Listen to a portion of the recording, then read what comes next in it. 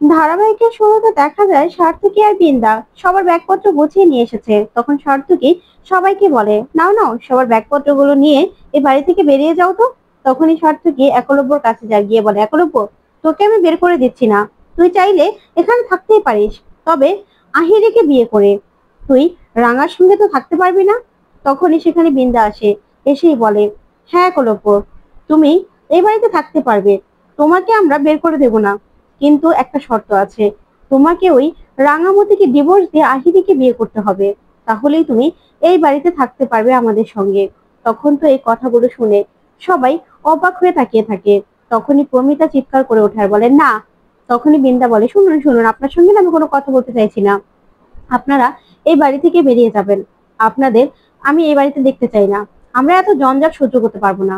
আমি একলব্যর সঙ্গে কথা বলছি, দেখা যাক একলব্য কি করে।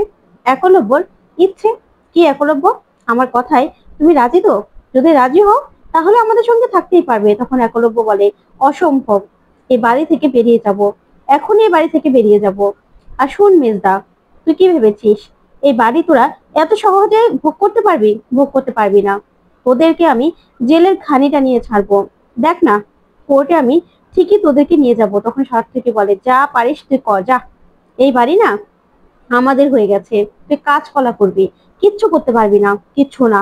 তখন এই কথা শুনে সবাই অবাক হয়। তখনই দেখা যাবে একলব্য সার্থকীর কলার চেপে ধরে, তারপর সবাই মিলে একলব্যকে আটকায়। ওদিকে বৃন্দা বলে, শোনো, বড় বড় কথা বলে না কোনো লাভ নেই। আর পিসিমণি শুনুন, এতদিন তো খুব নিজের মেয়েকে নিয়ে বিনে পয়সা এখানে থেকেছেন, এখন বেরিয়ে যান দেখি। আর পাঞ্চেরি শোনো, তুমি আর অঙ্কুর এ বাড়ি থেকে বেরিয়ে যাও, তোমাদের জন্য না কারো মায়া নেই।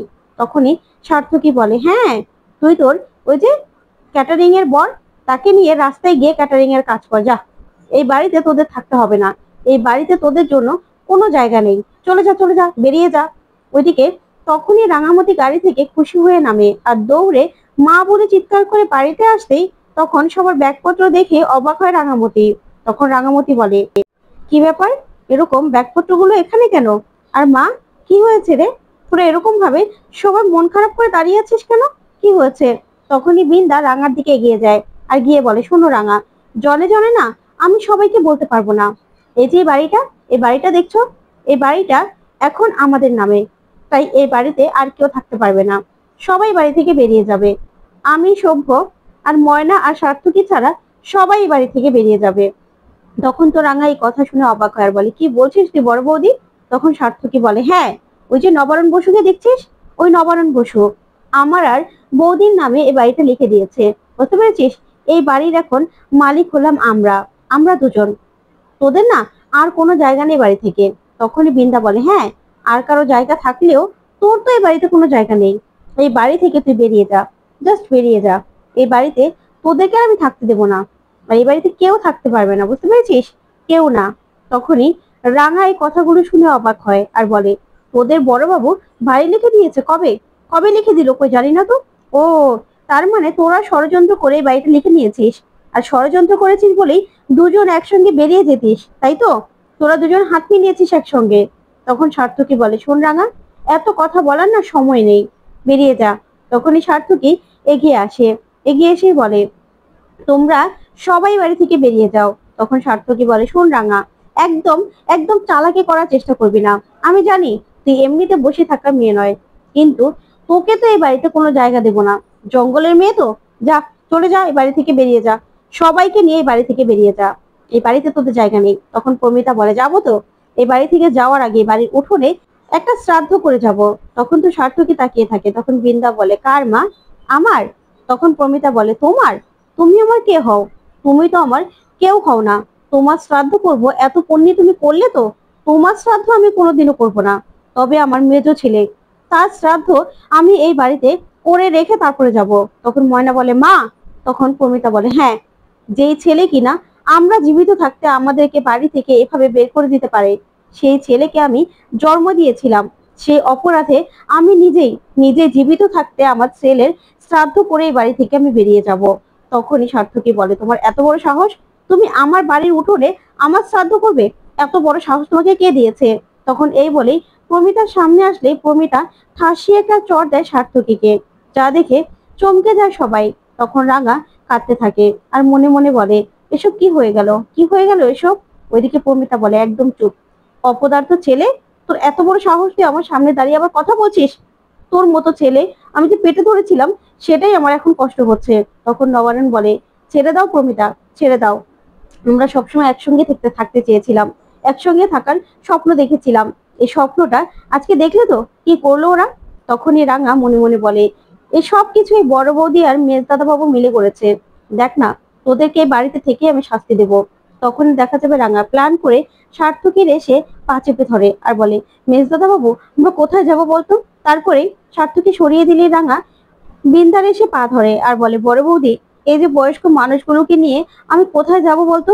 তোরা না, তুই না মানুষগুলোকে বের করে দিস না রে বড় বৌদি, তোর তো রাগ আমার উপর, তুই যা বলবি আমি তোর কাছে করব, সব কিছু করব। আমি তোর কাছে হাত জোড় করে বলছি, এই মানুষগুলোকে না তুই বের করে দিস না রে। এই যে বড় বাবু মা কত স্বপ্ন দেখে বাড়িটা করেছিল বলতো, সবাইকে নিয়ে একসঙ্গে থাকতে চেয়েছিল। এই শেষ বয়সে যদি ওদেরকে বেরিয়ে যেতে হয় তাহলে যে ওরা খুব কষ্ট পাবে রে বড় বৌদি। তুই মানুষটার দিকে তাকিয়ে দেখেছিস? দেখ না, তোর তো শ্বশুর মশাই হয়, তুই এরকম কাজ করিস না রে বড় বৌদি। সবাইকে এ বাড়িতে থাকতে দেয়। পিসিমণি, পিসিমণি তো যাওয়ার জায়গা নেই, সে তার মেয়েকে নিয়ে এখান থেকে কোথায় যাবে বল না। আর পাঞ্চেরি দিদি, সেই বা কোথায় যাবে। তখন প্রমিতা রাঙাকে বলে, রাঙা চল এখান থেকে, তুই একবার মাথা নত করবি না। তখন রাঙা বলে, না রে মা, তুই আমাকে ছেড়ে দে। তারপরে আবারও বিন্দার কাছে গিয়ে বলে, বড় বৌদি তোর তো আমার উপর সব রাগ, তুই আমাকে যা বলবি তোর আমি সব কাজ করব। এই বাড়িতে আমি কাজের লোক হয়ে থাকি, তুই এটা চাস তো? আমি কাজের লোক হয়ে থাকবো, সব কাজ করে দেব, তারপরেও তুই কাউকে বাড়ি থেকে বের করে দিস না রে। এই বলেই বিন্দার আবারও পা ধরে। তখন বিন্দা বলে, শোন রাঙা, তুই যখন এত করে বলছিস ঠিক আছে, আমার জুতো তোর মাথায় নিতে হবে। তখন তুই এই কাণ্ড দেখে সার্থকী হি হি করে হাসতে থাকে। তখন তো সবাই মিলে রাঙার দিকে তাকিয়ে থাকে।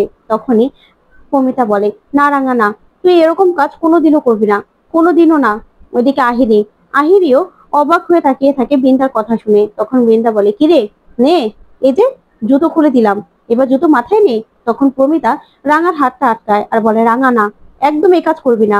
তখনই একলব্য বলে, রাঙা উঠে এসো, উঠে এসো, তুমি মাথা নত করবে না, তুমি কিছুতে জুতো মাথায় নেবে না। তখন পাঞ্চেরি বলে, রাঙা তুমি জুতো কিছুতেই মাথা নেবে না। তখন একলব্য বলে, আমরা এখনই বাড়ি থেকে বেরিয়ে যাব, চল, চলো। তখন রাঙা বলে, না রে উড়ান বাবু, এই কথাটা বলিস না, তুই তুই বাবার দিকে একবার তাকিয়ে দেখ না, বাবার অবস্থাটা কি হয়েছে। এই বাড়ি থেকে এই বয়স্ক মানুষগুলোকে নিয়ে আমরা কোথায় যাব? তার থেকে আমরা এখানেই থাকবো, আমরা কোথাও যাব না, তোর তো চাকরি নেই রে। তারপরে রাঙা এই কথা বলেই বিন্দার জুতো জোড়ো নিজের মাথায় নেয় আর বলে, বড় বৌদি দেখ, তোর জুতো আমি মাথায় নিয়েছি। তখন তো বিন্দা খুব খুশি হয়। ওইদিকে প্রমিতা কাঁদতে থাকে। তখন নবারুণ বলে, প্রমিতা চলো, এখনই এই বাড়ি থেকে আমরা বেরিয়ে যাব, এই দৃশ্য যে আমি চোখে দেখতে পাচ্ছি না। তখন রাঙা বলে, না রে বড় বাবু, তুই এই বাড়ি থেকে বের হওয়ার একদম নাম নিবি না, এই বাড়িটা তোদের, এই বাড়িটা তোরা অনেক শখ করে বানিয়েছিস, দেখ কত কষ্ট করেছিস তোরা। তখন প্রমিতা বলে, রাঙা তুই এই কাজ করিস না রে।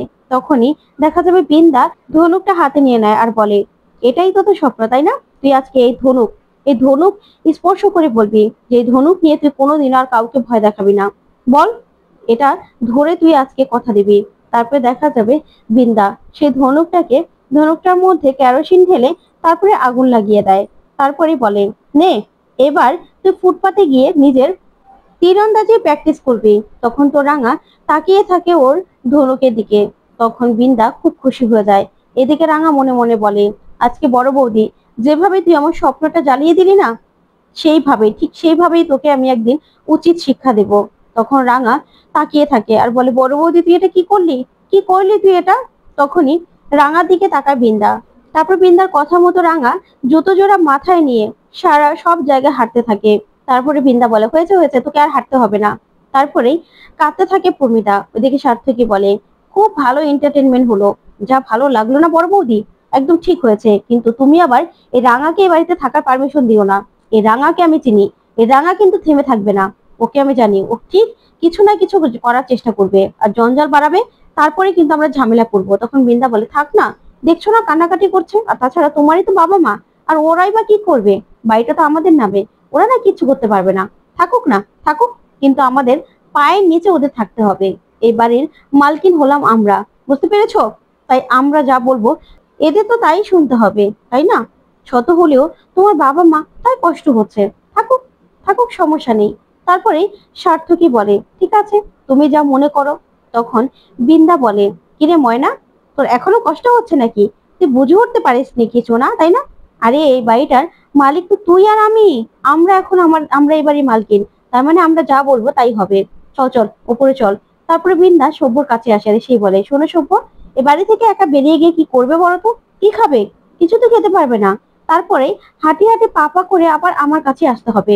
তারপরে দরজা খুলে যখন আবার ভিতরে ঢুকতে চাইবে, তখন কিন্তু আমি ভিতরে ঢুকতে দেবো না। বুঝতে পেরেছো? তাই আমি যা বলছি সেটা শোনো। আমার কথা মতো এখন তোমাদেরকে শুনতে হবে। তখন এই কথা বলেই বিন্দা সার্থকীকে বলে, চলো। তখন সার্থকী বলে, ময়না, তোমাকে আর কিছু বুঝতে হবে না। এবারে আমাদের যা ক্যালমা দেখানো দেখিয়ে দিয়েছে, চলো চলো। এই বলে ওরা সেখান থেকে চলে যায়। তারপরে দেখা যাবে রাঙাকে ধরে কাঁদতে থাকে প্রমিতা। তখন পাঞ্চেরি বলে, রাঙা, তুই কিন্তু এই কাজটা একদম ঠিক কাজ করলি না। আর এভাবে যদি আমরা অন্যায়টা সহ্য করতে থাকি না, এবার কিন্তু মাথার উপর দিয়ে জল চলে গেছে। তাহলে কিন্তু আরো বাড়াবাড়ি হয়ে যাবে, বাড়াবাড়ি হয়ে যাবে। তখনই একলব্য রাঙাকে বলে, রাঙা, তুমি ওই জুতো জোড়ো মাথায় নিয়ে কিন্তু আমাদের অপমান করেছো। তুমি এইভাবে আমাদের অপমান করতে পারো না। এ বাড়িতে আমরা থাকবো না, চলে যাবো এই বাড়ি থেকে, আমরা চলে যাব। তখনই রাঙা বলে, না রে উড়ান বাবু, এমন কথা বলিস না। কারণ এই যে বাবার দিকে তাকিয়ে দেখেছিস, বড় বাবুর দিকে, বড় বাবুর মুখটা কত শুকিয়ে গেছে রে। ওদের কত স্বপ্ন ছিল, কত কষ্ট করে ওরা এই বাড়িটা করেছে। এখন যদি ওদের নিয়ে বেরিয়ে যেতাম, তাহলে কি ওরা বাঁচতো রে? বাঁচতো না। তাই এই বাড়িতে আমাদের থাকতে হবে, মাথা ঠান্ডা করে ভাবতে হবে আমরা কি করব। আর এই বাড়ি থেকে যদি আমাদের বেরিয়েও যেতে হয়, তাহলে আমাদের ঠান্ডা মাথায় চিন্তা ভাবনা করে বেরোতে হবে। কারণ তোর তো এখন চাকরি নাই রে। তাহলে তোদের কি জমানো টাকা আছে সেটাও তো আমি জানি না, সেটা দিয়েই বা কদিন চলবে। তখন পাঞ্চেরি বলে, কিন্তু রাঙা, তাহলে আমরা এখন কি করব? তখন রাঙা বলে, জানি না রে দিদি ভাই, তবে আমরা ভেবে চিন্তে যা করার করব। এবার সবকিছু ভাবনা চিন্তা করে করতে হবে। ওরা আটঘাট বেঁধে নেমেছে, তো আমাদেরও আটঘাট বাঁধতে হবে। মা চল, তোর ঘরে চল। তো বন্ধুরা, কেমন লাগলো আজকের আপডেট? কমেন্ট করে জানাতে ভুলবে না। ধন্যবাদ।